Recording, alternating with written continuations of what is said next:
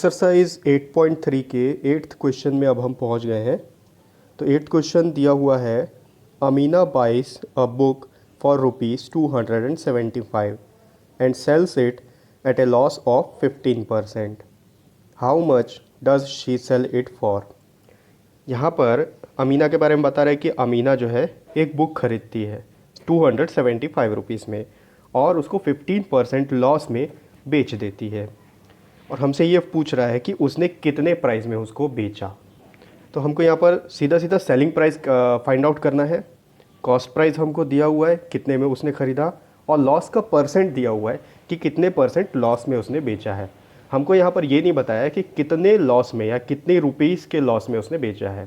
तो पहले हमको लॉस कैलकुलेट करना पड़ेगा कि कितना रुपये लॉस में उसने बेचा है, उससे हमारा जो सेलिंग प्राइस है वो फाइंड आउट हो जाएगा। तो इसको कैसे फाइंड करेंगे, चलिए इसको देखते हैं व्हाइट बोर्ड में। क्वेश्चन में जो जो दिया हुआ है पहले उसको अपन नोट डाउन कर लेते हैं। गिवन डैट में सबसे पहले आप देखो यहाँ पर कॉस्ट प्राइस दिया हुआ है कि अमीना ने बुक कितने में ख़रीदा है। तो कॉस्ट प्राइस है 275 रुपीज़। 275 रुपीज़ में अमीना ने बुक को ख़रीदा है और उसने लॉस में बेचा। यहाँ पर दिया हुआ है कि she sells at a loss of 15%, तो उसको हो रहा है लॉस। तो लॉस हमको पता नहीं है कि कितने रुपए इसका लॉस हो रहा है, लेकिन लॉस परसेंट ज़रूर पता है हमको कि कितना परसेंट लॉस हो रहा है। उसको हो रहा है 15% का लॉस हो रहा है, ऐसा बुक में क्वेश्चन में दिया हुआ है। और इसके बाद एक और चीज़ हमसे पूछा है कि उसने कितने में उस बुक को बेचा। ठीक है, यानी कि उसका सेलिंग प्राइस हमको पूछ रहा है। तो सेलिंग प्राइस फाइंड आउट करने के लिए हमको क्या पता होना चाहिए, कॉस्ट प्राइस पता होना चाहिए और लॉस पता होना चाहिए। क्यों? क्योंकि जब अगर इसको लॉस हो रहा है तो इसका मतलब है कि जो कॉस्ट प्राइस है वो सेलिंग प्राइस से बड़ा है, यानी कि उसने जितने में ख़रीदा है उससे कम प्राइस में उसने बुक को बेचा है। ठीक है, अब अगर हम जब पता है कि अगर कॉस्ट प्राइस सेलिंग प्राइस से बड़ा होता है तो ये लॉस होता है। ठीक है, इसका मतलब अगर हम कॉस्ट प्राइस में से सेलिंग प्राइस को माइनस कर देंगे तो हमको लॉस पता चल जाएगा। हमको फाइंड आउट करना है सेलिंग प्राइस।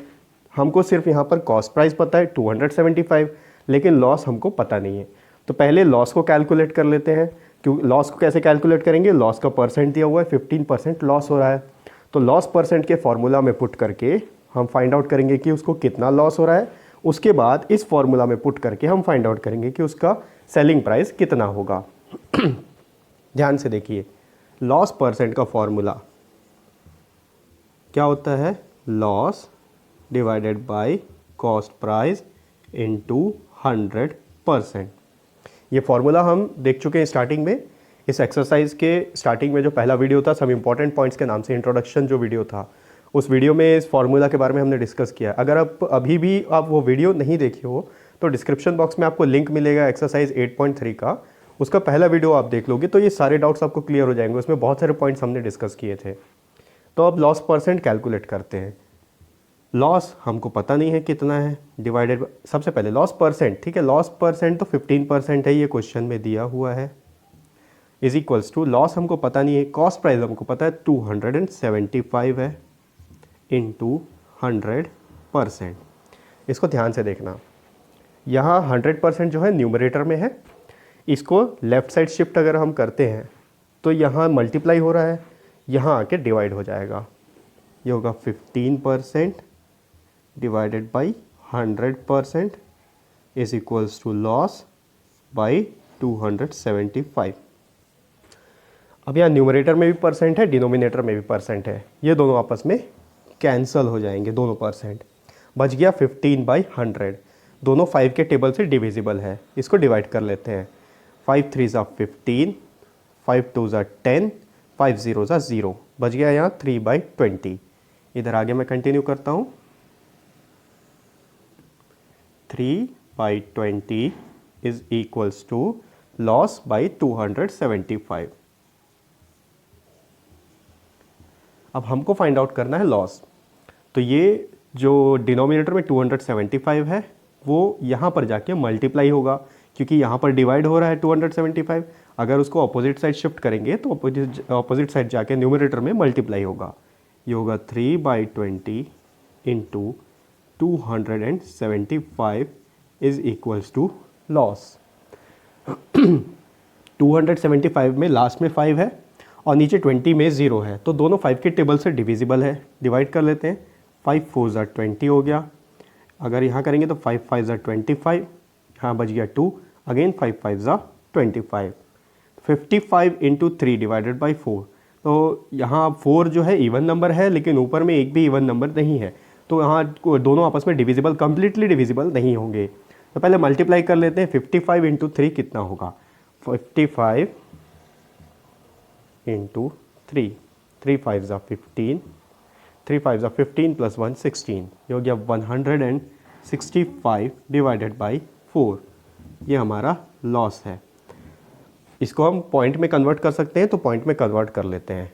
165 अगर 4 से डिवाइड करते हैं,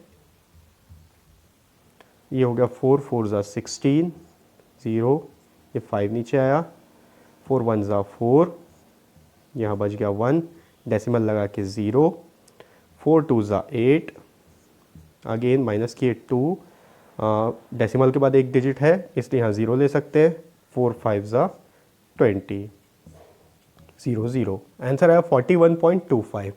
तो लॉस हमारे पास आ गया 41.25।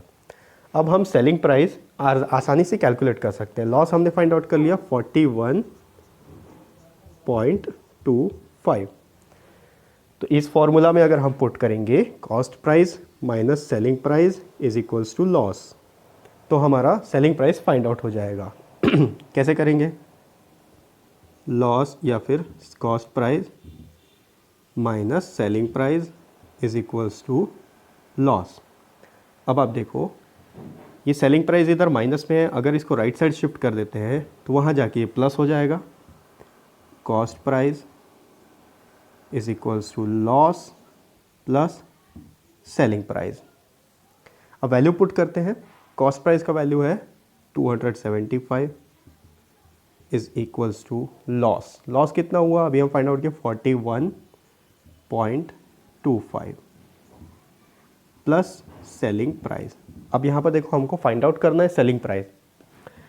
ये जो नंबर है इस नंबर से माइनस हो सकता है क्योंकि यहाँ पर प्लस में है, लेफ्ट साइड अगर शिफ्ट करेंगे तो यहाँ आके माइनस हो जाएगा। शिफ्ट करते हैं, ये हो गया 275 minus 41.25 is equals to selling price.